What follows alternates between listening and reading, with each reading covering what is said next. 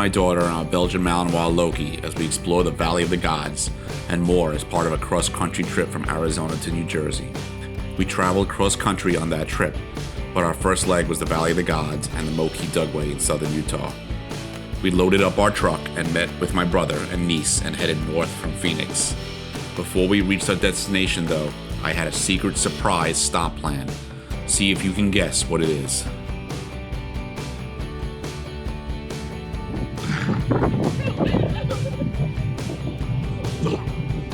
This is a video guy, so I'm gonna. Very cool.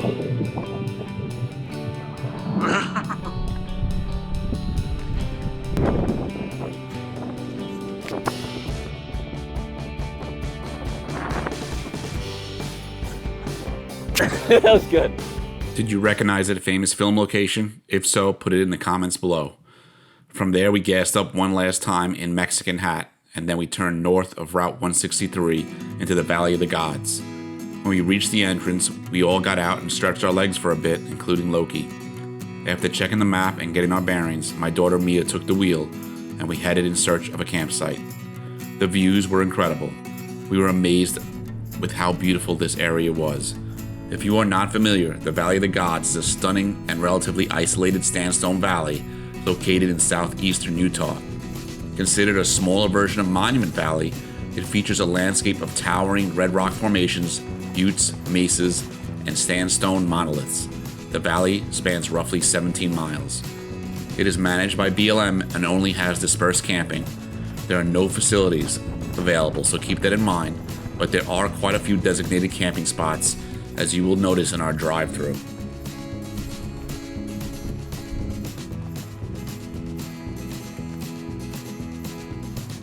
The roads are mostly flat and dirt or clay, and in general are easily handled by stock vehicles with a little bit of clearance needed in some spots.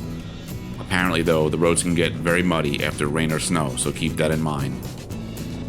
That's exactly what we were doing as we watched the storm clouds overhead while searching for a campsite. At one point we found what we thought was the ideal spot, but could not find enough flat space for the vehicles or the tents. There's a fire pit that we can take it. If you want to come down here and check it out with me, we're going to find a place to find some flat areas.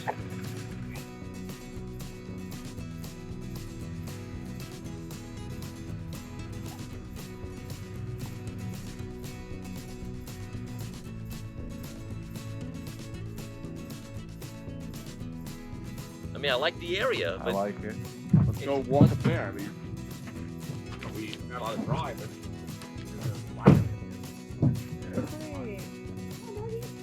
I like that it's... Hey! It's warmer over here.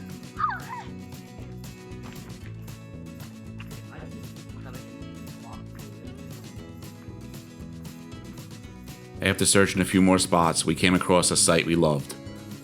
It was up against a dry riverbed and felt very isolated from any other visitors, just how we like it. We got busy setting up camp while Loki explored the area. I had a Gazelle T4 tent for myself, my brother sleeps in his 4Runner, and the girls had their own ground tent. I love taking and sharing footage of the absolutely amazing views. Honestly, the real magic of these trips takes place at moments and places like this, an ordinary campsite. Here we were, just the four of us, and Loki of course, with little or no connection to the outside world, making ourselves a temporary place to call our own amidst this ridiculous beauty. Once we were settled in, Mia began cooking, and my brother Anthony checked in on us. And of course, Loki did what Belgian Malinois do, and burdened some energy up.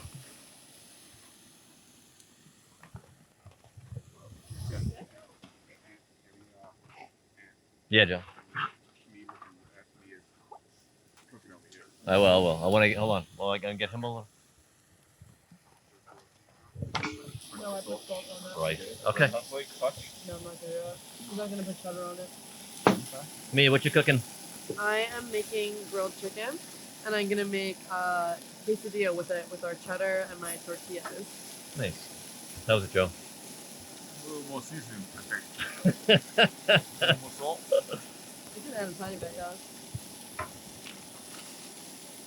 You do old school style. Do a little bit. Okay, that's enough. This is fun as well. You happy? What's going on over here, guys? He's just having a good time. He's getting belly rubs. You a happy boy? What's your tail doing, love? He's like half in the tent. Are you half in the tent? he just sat on it. You smiling? Look at him. Before we knew it, it was dark, and if you watched any of my previous vids, you'll know this is my favorite part, the campfire. Probably Jupiter. Planets are usually the brightest things in the sky. So literally, where's everything else?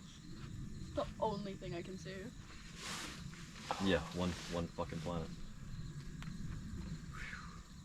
It's cool though. Well, I think we got a good spot here, man. I'm happy with. Yeah, I'm not mad at our little. I think it's really nice.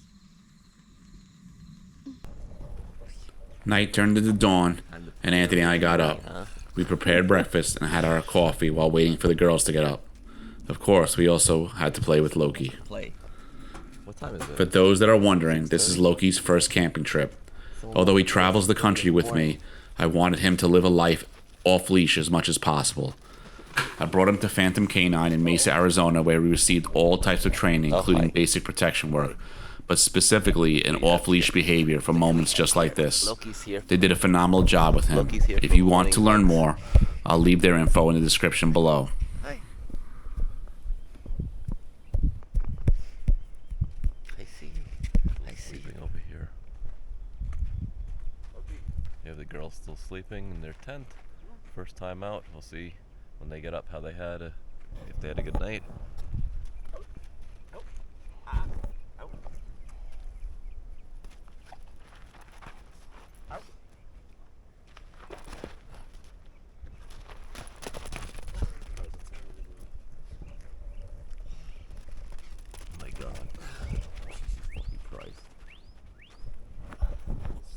Good, except the point.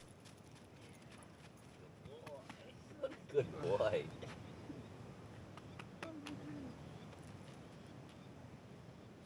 David will be proud of you. You know that?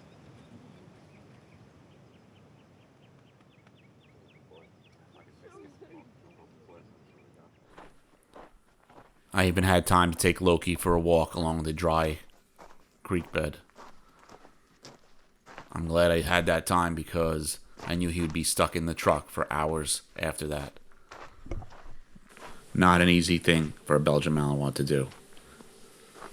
If you're considering getting a Belgian Malinois, by the way,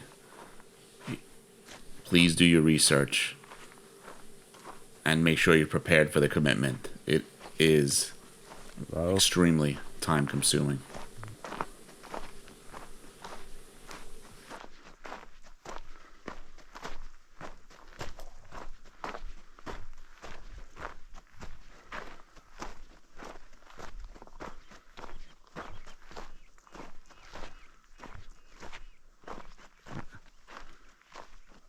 Loki, come. Come. Huh?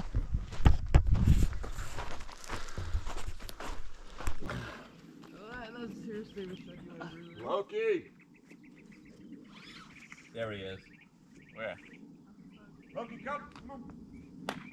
Good boy! Watch my camera. Watch that camera. Good boy! You are so good. You are so good. Yes, yes. Finally, the girls stirred. Little did we know that when they got up, they would have a mystery to solve.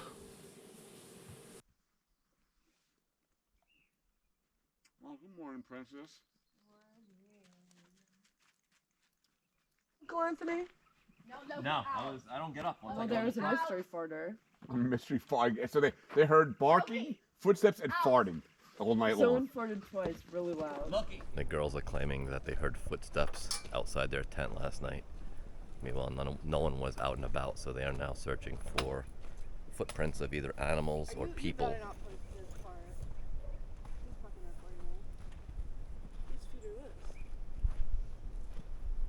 I'm telling you, there was an animal. No, that's something. Claim they heard footsteps outside their tent last night, and no one really left. I didn't leave the truck, and Joe didn't leave the tent. I mean, we were up for a little while, and Julie was like, "What is that?" And I was like, "Oh, it's just the dog." The dog never left the tent. They said it could be the dog, but the dog never left the tent. Oh, that's. I don't know, guys.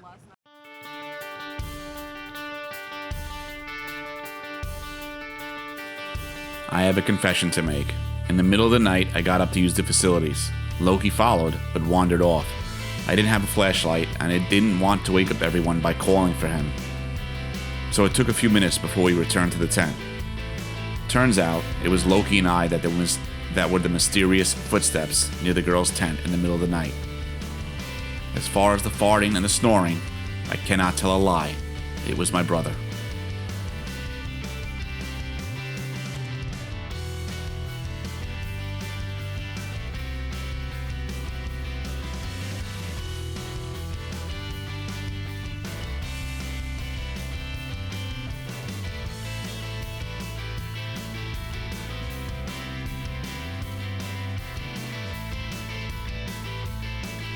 As usual, my brother and I took turns taking the lead, and we just relaxed as we soaked in the views on this relatively easy ride. Honestly, I couldn't believe that we could just explore this place so freely.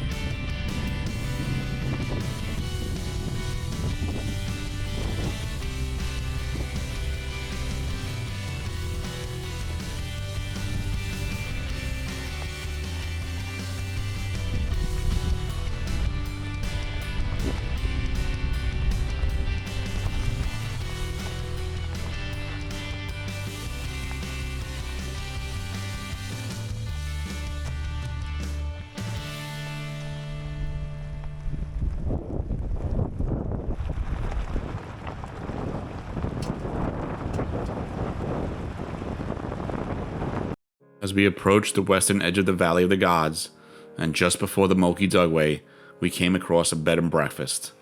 I had no idea this place existed, but checking it out afterwards, it seems like an amazing place to stay if you're not into camping.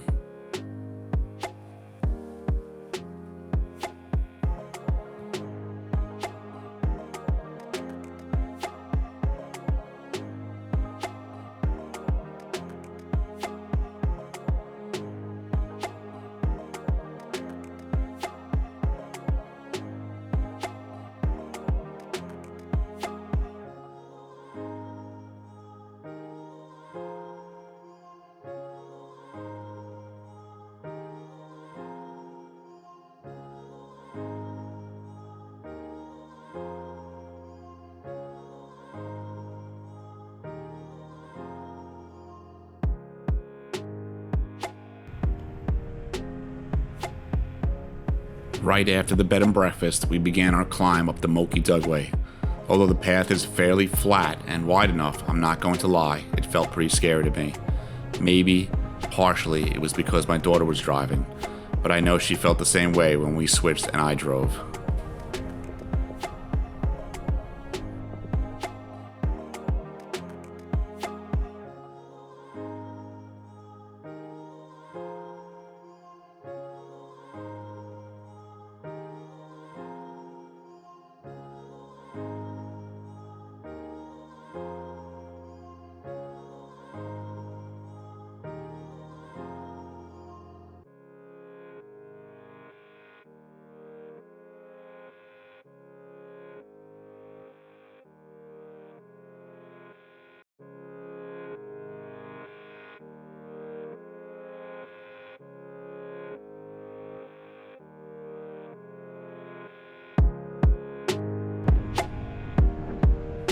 After a bit of driving, we found a good place to stop and grab some scenic pics and just enjoy the view without fear of driving off a cliff.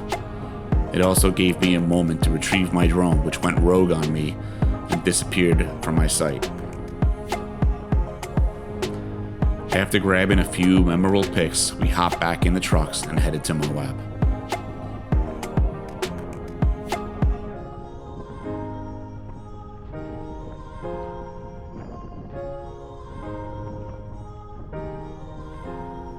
I sped up the next few minutes of driving and condensed it into about 45 seconds so you can get a feel of what the Moki Dugway looks like.